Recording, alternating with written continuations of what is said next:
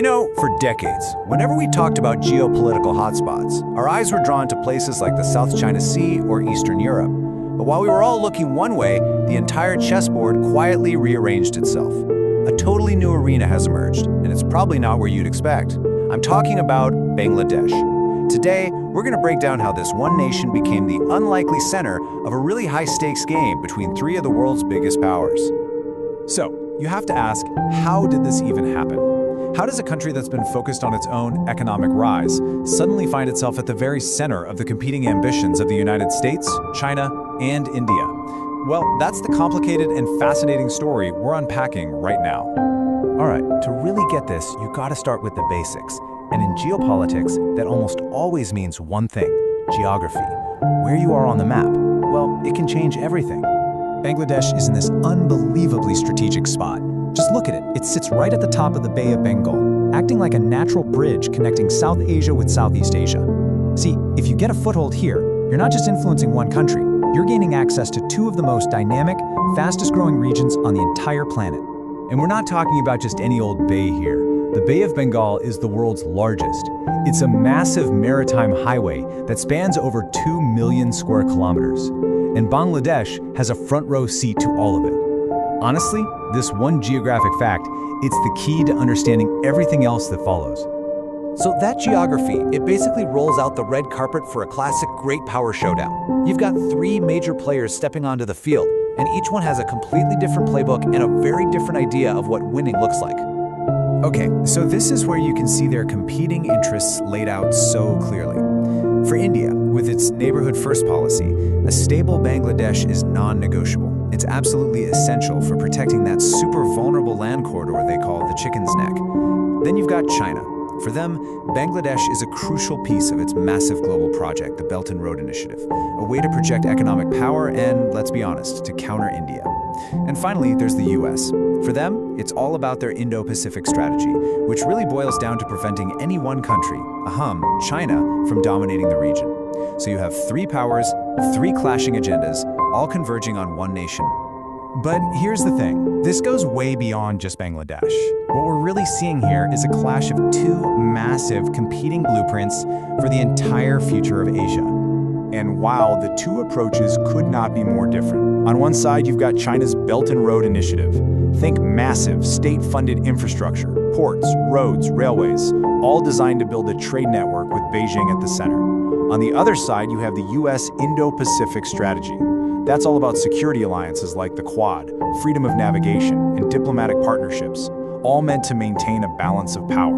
You could almost think of it as China's economic hardware versus America's geopolitical software. And this quote really just cuts right to the heart of it. This analysis basically says, hey, the BRI isn't just about building stuff. It's a strategic tool. It's designed to limit India's influence and make sure China comes out on top in Asia. It tells you that these aren't just roads and ports.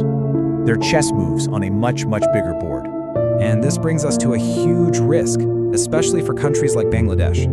These huge loans for these mega projects, well, they can lead to something that's now called debt trap diplomacy. The fear is pretty straightforward.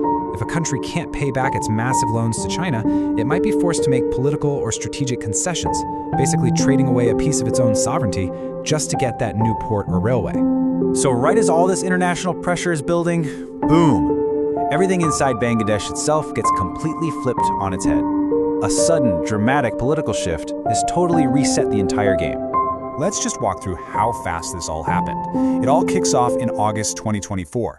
Huge student-led protests force the Prime Minister Sheikh Hasina to resign. She flees to India, and almost overnight, an interim government is formed, led by the Nobel laureate Muhammad Yunus. Just a month later, the US gives a big nod of approval when President Biden meets with Yunus. And all of this is expected to lead to a landslide election win for the opposition party, the BNP, in early 2026. A complete political earthquake in just a few short months. So why does this matter so much? Well, because the government that was just thrown out, the one under Sheikh Hasina, that was what many called a golden chapter for its relationship with India. They worked together closely. But the new government, the BNP, historically, they've tended to look east towards China as a way to balance out India's influence. This isn't just a change of leaders, it's a potential realignment of the entire region. So where does all this leave Bangladesh? Well, The new leadership is now facing an incredibly tricky set of challenges. It's a true geopolitical tightrope walk, and the stakes couldn't be higher. And wow, the list of challenges is just massive. First off, they have to deal with this powerful India out movement at home. Then there are demands to get the former prime minister extradited from India.